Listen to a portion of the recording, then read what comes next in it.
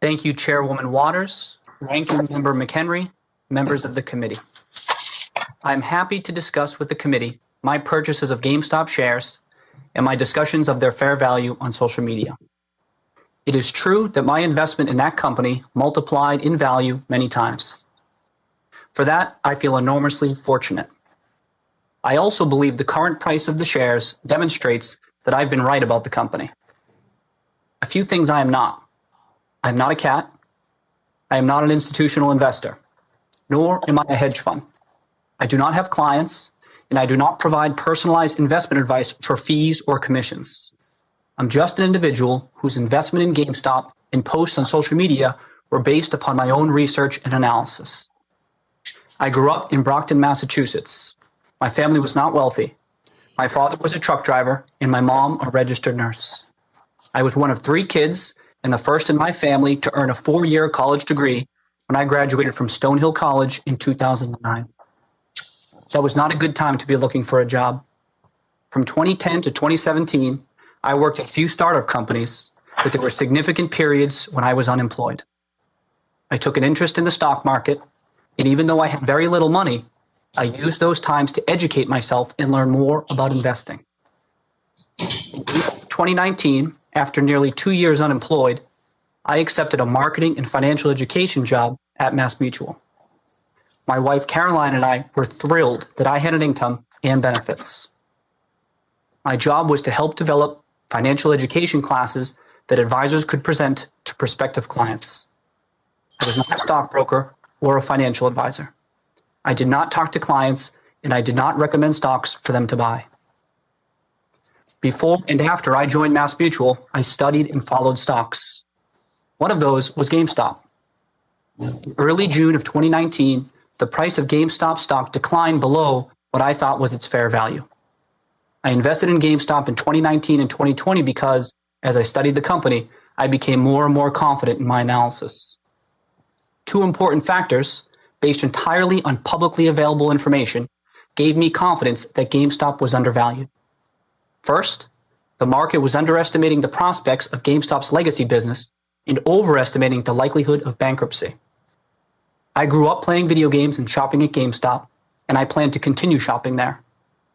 GameStop stores still provide real value to consumers and reliable revenue for GameStop. Second, I believe that GameStop has the potential to reinvent itself as the ultimate destination for gamers within the rapidly growing $200 billion gaming industry. GameStop has a unique opportunity to pivot toward a technology-driven business. By embracing the digital economy, GameStop may be able to find new revenue streams that vastly exceed the value of its business. I am hardly the only person who has advocated these points. When I wrote and spoke about GameStop on social media with other individual investors, our conversations were no different from people in a bar or on a golf course or at home talking or arguing about a stock. Hedge funds and other Wall Street firms have teams of analysts working together to compile research and analyze shares of companies. Individual investors do not have those resources. Social media platforms like Reddit, YouTube, and Twitter are leveling the playing field. The idea that I use social media to promote GameStop stock to unwitting investors and influence the market is preposterous. My post did not cause the movement of billions of dollars into GameStop shares. It is tragic that some people lost money, and my heart goes out to them. But what happened in January just demonstrates again that investing in public securities is extremely risky. As I said earlier, I consider myself and my family fortunate with our investment. When the stock price broke $20 in December, I knew my investment was a success. I was so happy to visit my family in Brockton for the holidays. The money will go such a long way for us. We had an incredibly difficult 2020. Most difficult was the tragic and unexpected loss of my sister Sarah in June. I am grateful to be in a position to give back to and support my family. As for what happened in January, others will have to explain it. It's alarming how little we know about the inner workings of the market. And I am thankful that this committee is examining what happened. I also want to say that I support retail investors' right to invest in what they want, when they want. I support the right of individuals to send a message based on how they invest. As for me, I like the stock. I'm as bullish as I've ever been on a potential turnaround for GameStop, and I remain invested in the company. Thank you. Cheers, everyone.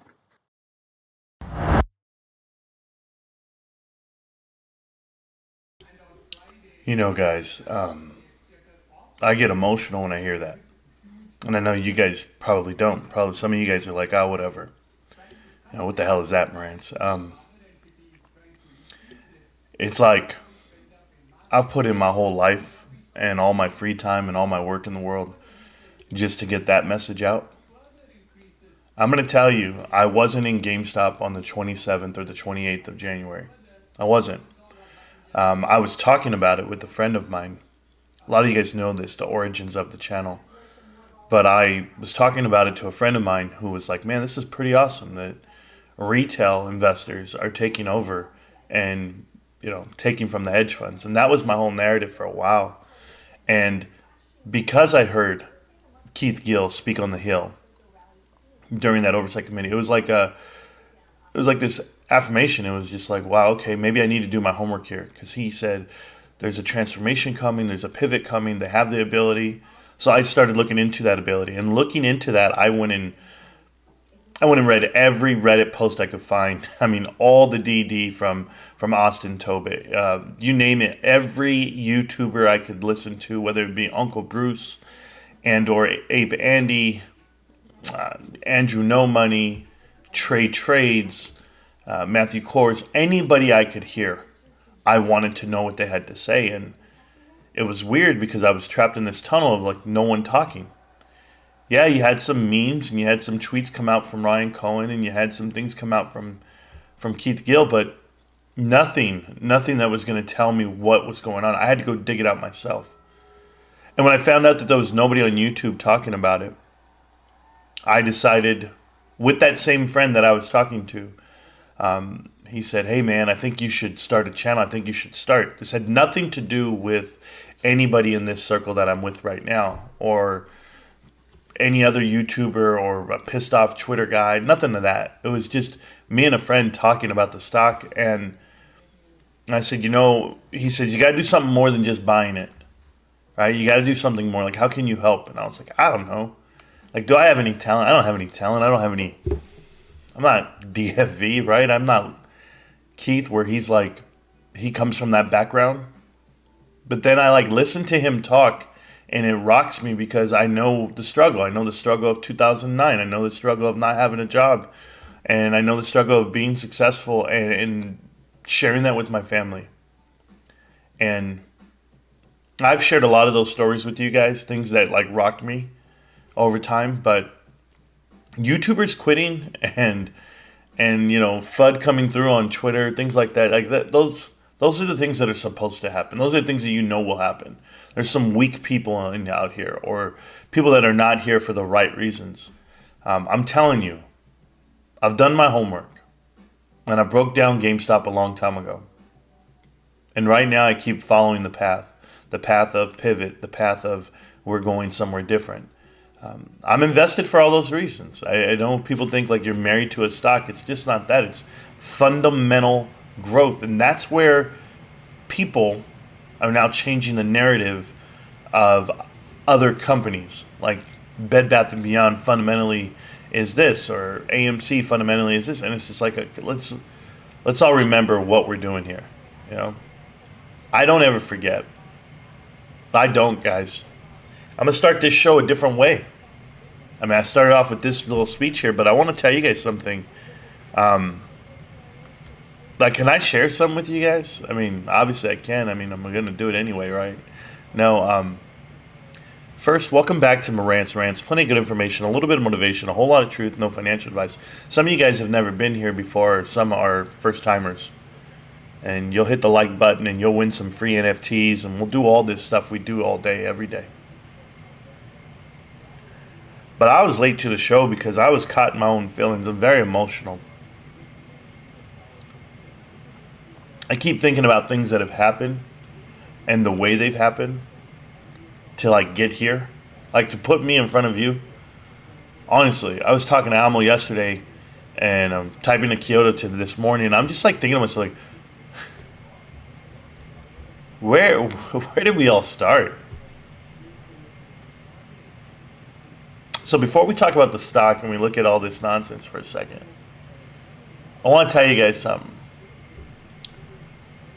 I had this moment in life where I was able to help or give back to my children and my wife. So I'll run this back for you. You know, this channel is about Marantz Rantz. Like, I rant. And if you don't know anything about me personally, I tell you everything. So when people go on Twitter, they think they know, or they're just like, oh, he's just a clout chaser, he's just this, or he's a grifter, and everybody laughs because everybody's like, have you ever seen his show? Like, do you even know what he's about? These are the reasons why I fundamentally will never break down, as in to say, I'll quit on you. You know, I got a message yesterday from someone very important to the show to me. It was two people. It was a husband and a wife. And they messaged me and they said, Marantz, my wife and I watch your show every day. And just want to say thank you for giving us something to do every day. And it was like, I was like, man, that's amazing. Like, two people. That's a reason to come back tomorrow. I don't understand why Trey quit. Other than there has to be something legally binding him. Because I don't care. I don't care how many people I piss off. It's like, if I'm fundamentally sound, if I'm grounded in my thoughts, then why would I ever second guess what I'm saying? I don't have to remember what I said last week either, or 2 weeks ago, or a month ago, or a year ago, because if it's all facts and it's all just from the heart, you don't ever have to second guess it. I got my husband listening to you. Hey, DJ, thank you. I didn't read what I almost said. I'm sorry, guys. I'm caught in the moment. But I'm not sad, Great Ape. I'm not sad. I'm chill as fuck right now, bro. I'm chill as fuck. Like, can I explain it? So there was this moment in my life, like the proudest moment in my life. I don't know if you guys have ever had it. I'm gonna explain it to you in detail. So grew up, and I met my woman, met my wife, and I had a house, I had cars, I had everything. 2009 comes, crashes, right? I don't have anything after that. And you guys know the story. She's dating me, and I'm in my Buick that doesn't open up the driver's side door. The driver's side window doesn't go down. It's bad. It's real bad. I'm eating Ritz crackers, playing WoW. WoW was the only thing that motivated me to get up every day. I was just up for raids and gaming because it's all that was going to get me through my day. I don't know if you guys ever have this. Like, depression can set in if you don't have a job, if you don't have a purpose. Like, I get all of that, but I'm so strong-willed and strong-minded, like competitive-wise, where I was like, I just want to get better at this. And because it didn't matter. It's not that I had money coming in. It was trash-ass money per month they were giving me, but I was like, I can survive. Who cares? I was like, whatever. I'm dating this chick, and she's awesome. She's cool. She don't care what I'm doing. She likes me for me. She likes me for me. That was a good song, by the way. Hey, Leonardo. Not because I look like Tyson Bedford with the charm of Robert Redford oozing off my sleeve. I'm the one she sees. Yeah, no. Or my collection of DVDs. That's a good-ass song, bro. Don't let me forget that one on Now 3. Number like 12 or 13 on the track. Go figure it out. Anyway, back to this. I was playing WoW every day. And so my girlfriend at the time, who's now my wife, 15 years we've been dating and been together. She was an apartment manager at an apartment complex. Now she's in commercial real estate, and she does, the property management side of it. And she does residential but before she was in apartments. And so it's like kind of cool. I went in for an apartment. I met her. I was going to rent an apartment. I didn't rent it, but I met her. So that was like the best thing that ever really happened. Then I was like, hey, and then her whole family was like, well, don't you know who that is? That's that little kid that was up the street. We grew up across the street from each other, like our whole lives. And she was just the older girl. Then she didn't realize who I was because I was 6 feet now, not 5 foot. She's like, it's one of the little twins or whatever. So it was crazy. Our families know each other. Everybody lives across the street from each other. We grew up on the same block our whole lives. We just didn't know it. But we met and it clicked. But so we would be in the apartments and we want to have a party, right? We want to have a party. And so you would go and you would ask your family, whoever had a house, hey, can we use your house? Can we use your backyard? Like, do you know how like, as a man, me personally as a man, and I know maybe some people don't care, but as a man, for me, it sucks so much just to have to ask somebody for help. I want to have an 8th grade graduation party for my daughter, but I don't have the house to do it in. Do you mind if I bring over 50 people to your house? We're going to trample the backyard. We're going to play music. We're going to dance. We're going to drink. We're going to have a good time. But can you put out your house for this event? And luckily, my wife's family always said yes. Always said yes. Everybody. And for years, it was like that. It was like, hey, we're going to have a party. Oh, we'll call so-and-so. Make sure that they have their, if they're going to let us use their backyard. It was so degrading in a way. Not degrading. It pushed me to think like, man, I never want to ask again. So when I lost my, I didn't have a job or whatever, and I finally got another job. And when I got the other job, they brought me in and they were like, we know your expertise. We know your experience. We know what you do. We know what you're capable of doing, but we're not going to hire you for that. They hired me to be the janitor. And I know that sounds like a goddamn story, and it's not. It's not like it's fake, like some Hollywood bullshit. I was really the cleanup guy. Scrubbing floors, mopping, throwing the trash. I mean, you name it. And I hated the job. And my wife said, no. My friend works there. She says that they like you. They just don't have a spot yet. You just keep working there. You're going to figure it out. And I was like, okay. They got me in, though. I'm grinding. And while I'm grinding, years are passing. Guys, years are passing. And a spot opens up. You guys know the story. A spot opened up where they were like, hey, can you fill in for the sales team, the marketing team? Can you go over there and sell something? And I was like, sure, I'll do it. Next thing you know, fast forward, we're the #1 marketing team in the country, and I'm the manager of it. But it didn't happen overnight, right? Like, it took a decade. But beyond that, I remember the day, it was my son's birthday, and I was so embarrassed to use someone's house for his birthday. And I had asked it was my mother-in-law and everyone was there, and I was like, hey, do you mind if I use the front yard? We're going to put up a slide for the kids to slide in, a water slide thing, and then we're going to have a gaming trailer so 24 people can play games in the trailer. Guys, you want to know how long ago this was? Fortnite was in the damn trailer. So you can imagine, this is not like 8 years ago. This is like 4 years ago. This is how hard it was. Certainly hard in Southern California to make it. And we went to the party, and we had everybody there in the gaming trailer, and everyone was having a good time. And it was time to give my son a present. And I'm saying to my wife, like, hey, babe, we just did $1,000 on a party. Like, we did a slide, we did food, we did this, we did the gaming trailer. It's like $500 just to get here and hold. And everyone's having a blast. My son invited all his friends, and when it was time to give out a present, I remember being so amazed, like so happy to do this. And I turned to my family, everybody, with my wife. My wife was part of this. I am not saying I did this by myself. My wife is everything. She's my rock. She's hardcore, bro. Like, you guys think you guys have a ride or die? No, this chick will kill everybody, including me. Like, she's the shit. And I was like, all right, baby, like, let's do this. And so we turned to the family, and I said, hey, guys, I'm embarrassed, but I have to say this is the last time we'll ever ask you to borrow your house for a party.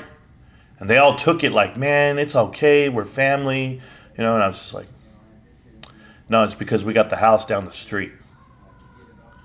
And then we all walked in a huge mob, about 40 of us, down to go look at this new house that we had bought, that we had got. And it was an amazing feeling to see your kid, and you tell him you can get him his own room. He's never had his own room. He's always shared his room with his brothers and his sisters, and they could run down the hall. There's like a hallway to run. The reason why I tell you guys this stuff and why you guys can like share in all this is because if you're not valuing what's in front of you, if you're not happy with what's around you, you got to work harder, man. You guys can't hope and pray that something outside is going to make it happen. It's you. It's going to trigger. It's going to grind. You have to wake up every day. But when those little moments like that, like I'll never forget that day. And my stock could fall to pieces. The YouTube could stop tomorrow. My career could be over tomorrow. Whatever. I don't care. What's the look on my son's face when I said that? You know, when my son climbed a pillar in the backyard and he's hanging out and he's like, Dad, check me out. And I'm just like, yeah, we didn't have pillars to climb when we were growing up. And this kid's got it. And it took us 15 years to get right here in front of you. So that I could sit here all day and be on YouTube and not have to worry about the next bill that comes in. I'm no different than any one of you guys. I want to put that out there right now. When I think about Trey and I think about Astro and I think about Matt and the way they've all gone about this and got out of the trade and got out of the play, they're children, guys. They're children, and they have yet to take a bath in this world. They have yet to hit the hard wall. They might think they have. They haven't done it. I mean, I'm 40 in a month. I turned 40 in a month and a half, guys. And I'm telling you, I'm at the halfway point of my life, and the next 40 years are going to be amazing. It's going to be amazing because I'm going to be right here with you. I'm not going anywhere. I share these personal stories with you guys so you guys understand how human I am. I'm very open. I get that. And you guys, half of you have my phone number. Half of you guys know how to reach me on Twitter, Discord, you name it. I'm not here to hide from anyone. But I want you to be happy with what you got. I listen to DFV. That clip that I just played this morning on the first half, I listen to that at least once a week. I know it sounds crazy. It's not. I listen to it once a week because I think about his path, his journey up into that point. No, 2019, he's all alone. People are gathering. Everyone's on his side now. Everyone's his partner, and he's alone because he can't be out here in this space. People are on the plus side of GameStop or they're on the downside, and they're going to blame him. Whether he were to come back or not, it wouldn't be beneficial for him. It wouldn't be healthy. If he leaves it alone forever, I'm good with it. And if he comes back, I'm giving him a high five, obviously. I just want to say to you guys, man, there's more to it than that. Go look at your family, go look at your kids, everybody, your folks, and just let them know you love them. Yeah, you have a great investment. It'll pay you back later. But just remember what it is. I'm going to read the chat. We're going to have a good time today. I know I'm kind of down right now. I'm not down, guys. I'm just so fucking real today. I think about my grandma, man. God. My grandmother is passing away literally right now in the moment. They gave her final rites, her last rites last week. She stopped eating. She stopped drinking water.